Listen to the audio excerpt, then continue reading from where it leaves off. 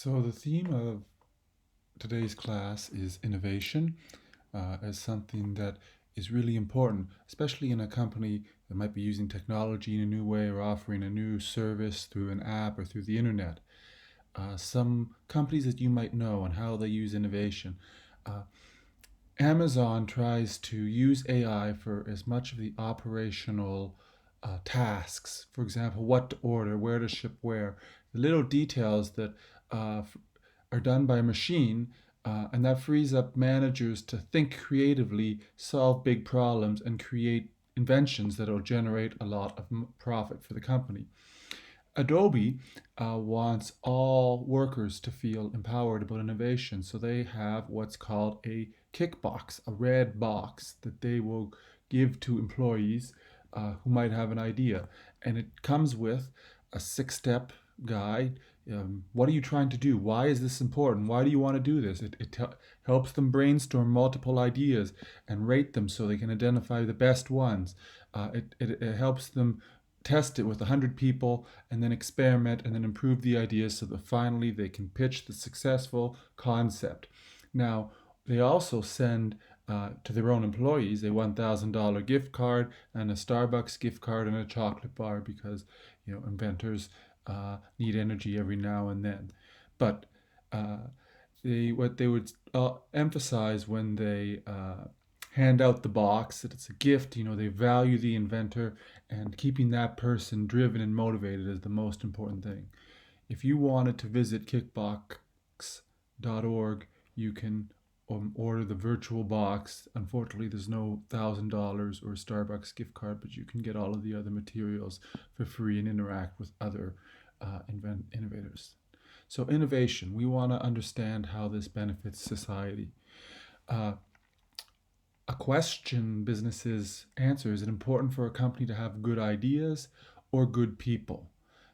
Is it important to have that one concept that stands out, or a person?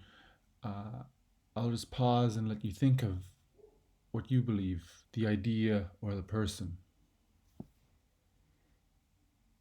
So I think good ideas are essential. It's unlikely that a bad idea will be profitable, but there's been so many companies that have done one item and then they haven't been able to follow up. For example, Netscape was the most popular internet browser for quite a while, and then it just disappeared. It could never get the fifth version properly out there, and it just people stopped using it and they didn't come back with anything else. Good people might give you the opportunity to create multiple ideas.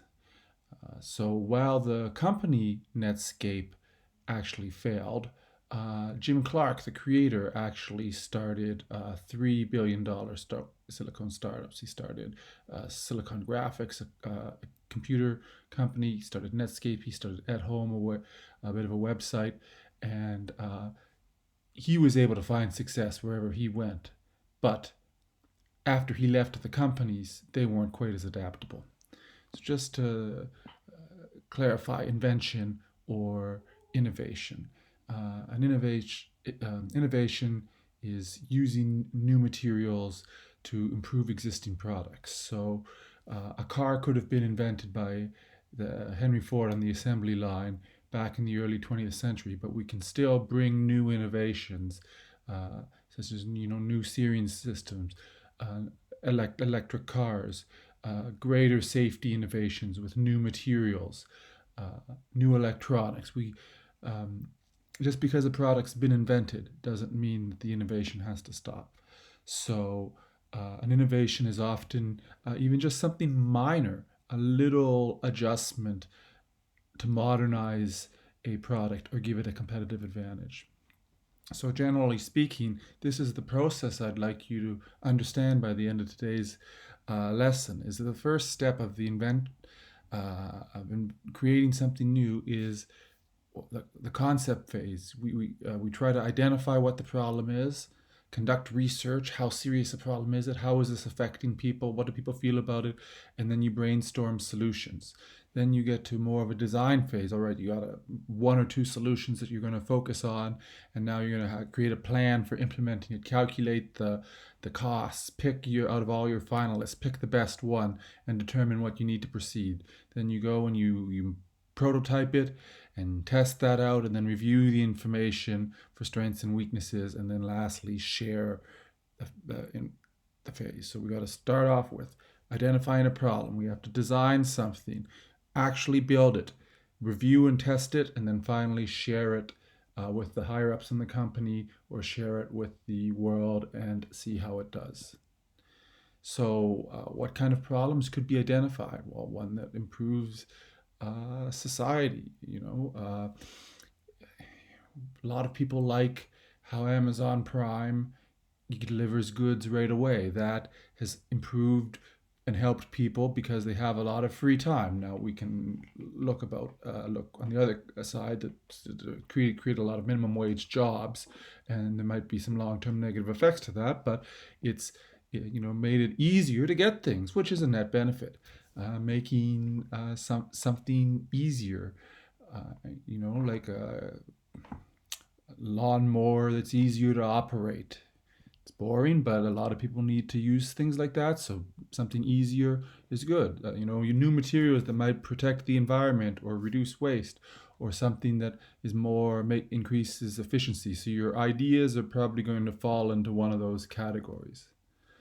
So the inspiration can strike at any time. So Velcro was created because somebody noticed that while they were hiking in the Alps, burrs were sticking to their clothing. So they took a close-up look at the burrs and saw the little hooks on the burrs that were getting into their clothing, and then they made the hooks and loops of Velcro, and it's used on jackets and all kinds of products. So when you're researching the solutions, you have to do a couple of key steps. Get to know as much about the problem as possible, so you know all the details, and then you can solve it. But you also have to search for other patents. Does this exist? So I recommend, if you have an idea, that you search the United States Patent and Trademark Office, because the US has a much bigger database of patents than another company. So if something already exists, you're going to have to explain how yours is different, and you don't want to get too far along the pathway and then realize that it has already been invented. So you want to build a prototype, whether that's paper, using, say, an AutoCAD software, wireframing it, which is where you plan out how the app's going to go together, the ultimate blueprints that go into a machine or a house or a product. You build it and you test it. So when the first iPhone was created in 2007, Steve Jobs actually had two teams at Apple compete. He took the iPod team and had them add a phone to the iPod, and then he took the laptop team and had them shrink their design. And the iPod team kept the wheel, and it kind of was like a rotary phone device, and so they went with the one that the computer guys had created. But they did have two competing prototypes to see which one would be most efficient. So you have to test it out. Usually the first version isn't the best version. That's why there's version 2, 3. People test the beta version of software, and then their feedback becomes incorporated into the final version. And then you also have to determine if it's feasible to produce. It might be a good idea, but it's just too expensive to produce based on what people are willing to pay for it. So it's possible a good idea might not be produced because it either there's no market for it, or it is just actually too complicated to mass produce it. And you share the invention, you get their feedback, you patent the idea, you mass produce it, you launch it, you sell it, and then you continue to invent as needed. So there's a little diagram called the innovation cycle, and the idea is that innovation never really stops. So here you have the phonograph that Thomas Edison created. It's a little first patent right there. Then you have the tape recorder. Then you have the MP3 player, and Then maybe the next innovation is Spotify as a way to share music. Anyways, this we never stopped with Thomas Edison's record player. We continued to innovate and make new ways to play music. So it's a couple of ways you could describe innovation. Incremental innovation, a series of small improvements over time. Tires for cars, they become more, they last longer because of different rubbers. They whisk water away. The tires get better and better, lighter and lighter. There's not one big change, but a bunch of small improvements. And recombinant innovation is combining two different ideas. Most innovations these days are recombinant innovations. That is, like the big ones that are really catch our eye. For example, we go back to Amazon. Jeff Bezos took the bookstore and the internet, merged them together, and that created something that hadn't been done before. So, just for your own interest, here are some of the big innovations. This is IBM in 1956 created the first hard drive to replace tape or punch cards, and it's like the size of 2 refrigerators, and it's a 5 megabyte hard drive. So most of the files that you'll submit for your homework will be 3 to 5 megabytes, for example, if it's a podcast, an MP3. Well, that's what it would take to store in 1956. The first iteration of the internet, ARPANET, was between 4 universities: Stanford, Utah, Santa Barbara, and UCLA. And now, that was 1969. Now the internet's everywhere. There's the first cell phone. You can see how big it is. It's as big as this gentleman's briefcase. It was invented in 1973 and weighed 2 kilograms. That would be 4 pounds. Apple launched the first computer in 1977, the first personal computer, the Apple II. The Apple I was more of a hobbyist version. This was the Apple II was the mass-produced one, and since then they've created dozens and dozens of products. We all have smartphones now. Here's what the first one looked like. It was a 2-way pager in 1999. It was a bit of recombinant innovation in that it took, say, a digital organizer with the keyboard, with the idea of email, and put them all together. Wikipedia first launched in 2001, recombinant innovation, the encyclopedia and the internet. Taking the touch screen technology. Well, what if we added that to a phone? Before the iPhone, the BlackBerry was the dominant device. It had a fixed keyboard, which people liked for typing, but the screen was not very high quality. And the Apple touch screen was very easy to use and very popular for games and videos. So, if you want to patent your idea, here's the link you can go to. Industry Canada is the government of Canada agency that does that, and then it prevents others from using the invention without your permission. So if you have a good idea, make sure to patent it. This is just, sometimes you hear copyright. Copyright would be intellectual property like a book or a piece of music. So sometimes inventors choose to license their idea. That is, they sell the idea to some company, and then they'll receive a royalty for it. So the pros are, once you create the idea, you can start earning money right away. You don't have to go through the logistics of producing it. The producer is the one who assumes the risk. And it might be that the inventor likes creating, but doesn't really want to run a business.